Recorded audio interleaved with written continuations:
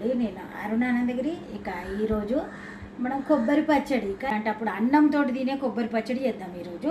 Process చూడండి, పచ్చిమిర్చి fry అయింది కదా. ఇప్పుడు టమాటాలు ఇటు సైడ్ పక్కకు పెడితే కొబ్బరి కూడా వేద్దాం. కొబ్బరిని నూనెలో ఫ్రై చేయాలి, పోయేటట్టుగా ఫ్రై చేయాలి. ఇక్కడ చూడండి, చింతపండు నానబెట్టించినాం.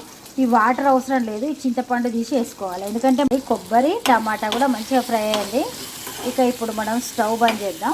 చల్లారిన తర్వాత మిక్సీ జార్లో వేద్దాం. ఇక చూడండి, 4 వెల్లుల్లిపాయలు, ఉప్పు, తర్వాత కొద్దిగా పసుపు, అంతే. ఇక మనం ఈ చింతపండును కూడా ఇంట్లోనే వేద్దాం.